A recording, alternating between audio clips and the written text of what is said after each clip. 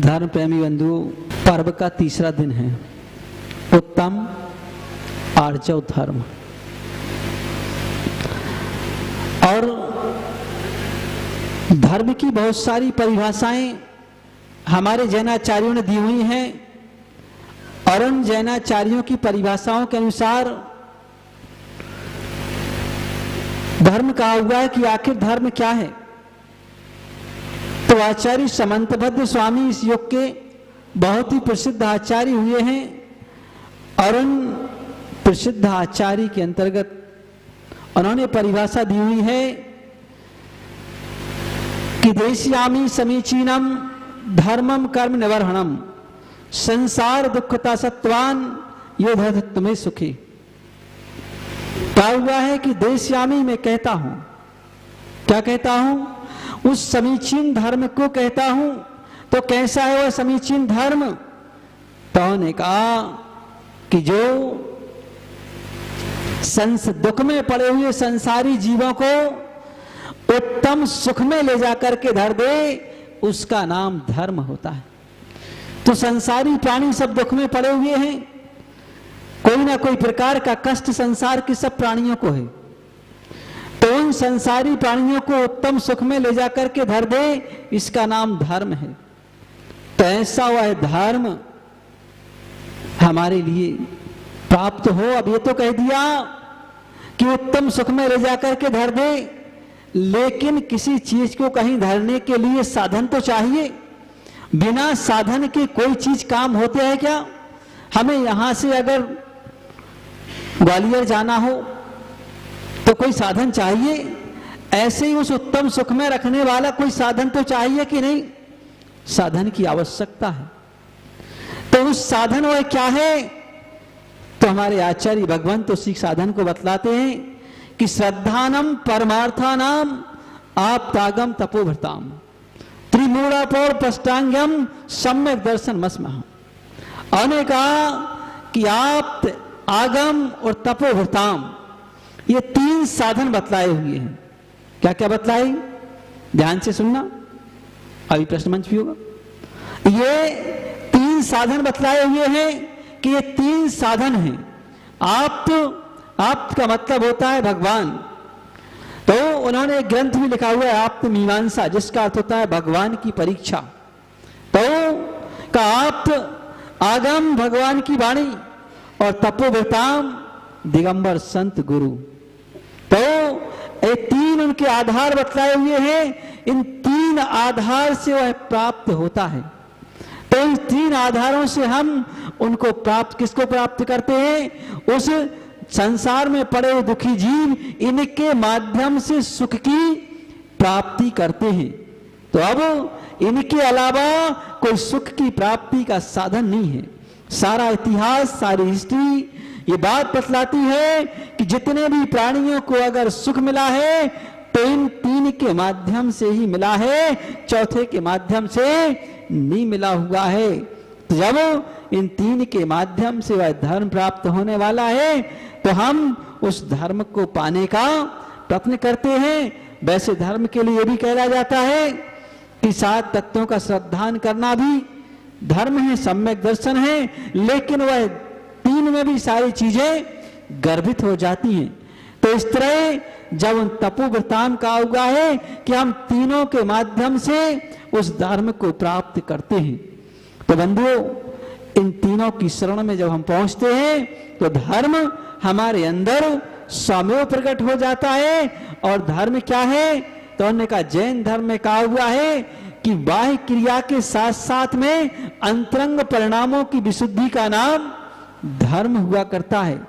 और वह धर्म जैन धर्म के अनुसार दो रूपों में होता है, जिसको आगम भाषा में निश्चय और व्यवहार रूप धर्म कहा जाता है। तो ऐसा वह निश्चय और व्यवहार रूप धर्म दो भाषाओं में इसका परिवर्तन किया हुआ है, उसका विवरण किया हुआ है। तो हम उन दोनों भाषाओं को समझें कि बाह्य क्रिया भी अनिवार्य होती है और अंतरंग क्रिया भी अनिवार्य हुआ करती है।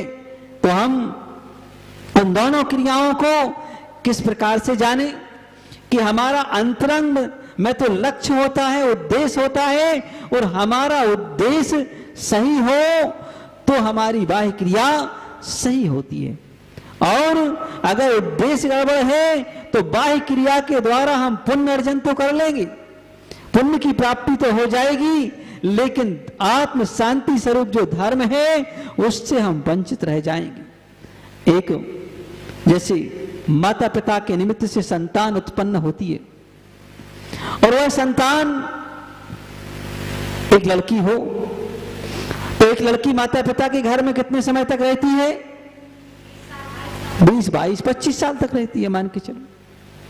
तो 25 वर्ष तक वह अपने माता पिता के घर में रहती है। उससे कोई आकर के पूछे कि तेरा घर कौन सा है, तो वह क्या बताती है? जो माता पिता के घर में रह रही, यही घर तो मेरा है, और पूरी पावर के साथ, दादागिरी के साथ, ये घर मेरा है, मैं यहां रहती हूं, है ना। लेकिन वही बात जब आगे पूछी जाए कि जिस समय उसका कहीं एंगेजमेंट हो जाए, रिश्ता पक्का हो जाए, अभी शादी नहीं हुई, क्या हुआ? केवल एंगेजमेंट हुआ, रिश्ता पक्का हुआ। अब उससे पूछा जाए कि तेरा घर कौन सा है ना। तब आज की वर्तमान की वो तो बात अलग है, वो तो हाँ भाई हेलो हाँ सब चलता है ना, वो बात अलग है। लेकिन जो समय मर्यादा वाली बात होती थी, तो उस मर्यादा वाले समय में अगर पूछा जाए तो मुख से तो कहेगी ये मेरा घर है, लेकिन मन से कहेगी वो मेरा घर है। कौन सा? जहां रिश्ता पक्का हो गया वो घर मेरा है।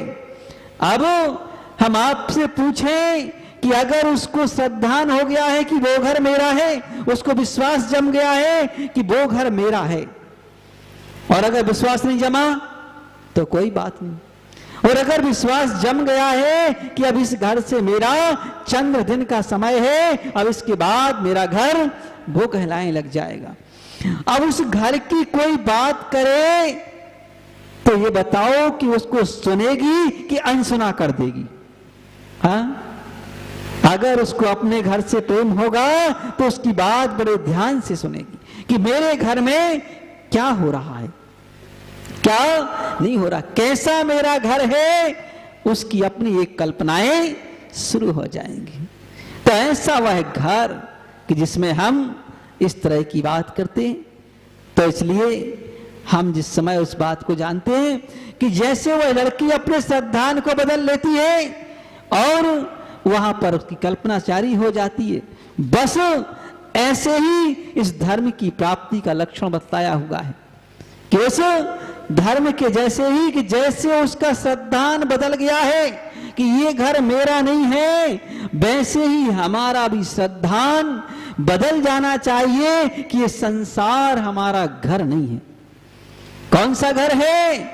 हमारा घर निज आत्मा रूपी घर हमारा है। और अगर उस निज आत्मा रूपी घर का श्रद्धान हमें एक बार बैठ जाए कि वो घर मेरा है, तो मैं आपसे पूछूं कि अगर उस घर की कोई बात बतलाने वाला आ जाए तो उसको सुनेंगे कि अनसुना कर देंगे?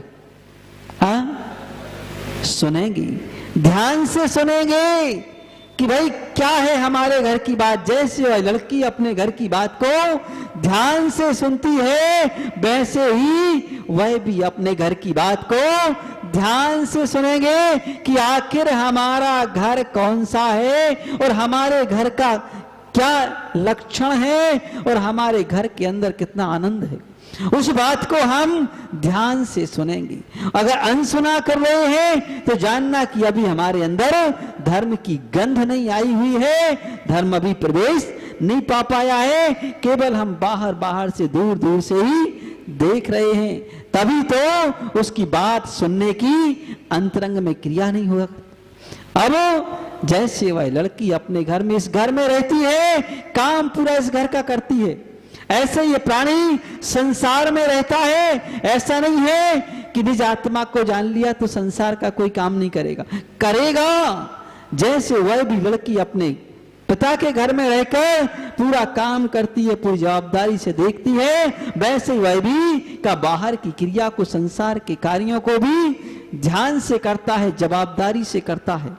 और करते हुए वह ऐसा विचार करता है कि हमारा निज घर तो वो है, और उस घर की संबंधी कोई बात आती है तो सुनता भी है और उसी के लिए पूरा प्रयत्न रहता है, इधर के लिए प्रयत्न अपेक्षा पूर्ण रहता है।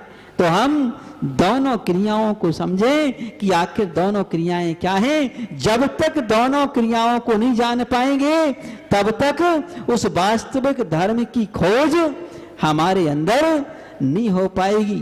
तो उस सच्चा धर्म की प्राप्ति देव शास्त्र गुरु के माध्यम से मिलती है। तो अगर उस आत्म स्वरूप को बतलाने वाले सबसे उत्कृष्ट अगर कोई पात्र होते हैं तो जिन्होंने उसका अनुभूत किया हुआ है, अनुभव किया हुआ है, उनको बतलाने वाले गुरु होते। भगवान तो बोलते नहीं है, भगवान तो मौन लिए बैठे। वैसे सबसे प्रथम गुरु अरहंत भगवान कहलाते हैं, वही, क्योंकि उनकी ही दिव्य ध्वनि सबसे पहले कीर्ति है और उनकी ही दिव्य ध्वनि के माध्यम से बाकी साधु हम सब तो उनके ही पोस्टमैन हैं कि उनकी ही बात को दूसरी जगह बढ़ाते हैं, आगे प्रसारित करते हैं, ये पोस्टमैन है, बाकी और कुछ नहीं। तो उनकी बात को जानने के लिए कि आखिर जब उनकी कोई बात बताने वाले आते हैं तो हम उस बात को ध्यान से सुनते हैं, मन लगा करके सुनते हैं कि आखिर क्या कहा जा रहा है, हमारे उस आत्म स्वरूप की महिमा क्या है, उसको हम जानने का प्रयत्न करते हैं। तो इस तरह उसको जान करके और हम अपने उस आत्म स्वरूप तक पहुंचने की प्रक्रिया करें। वाल्मीकि जी ने एक बहुत अच्छा दृष्टांत दिया हुआ है, उन्होंने दिया है कि एक बार कुछ व्यापारी व्यापार के लिए जा रहे थे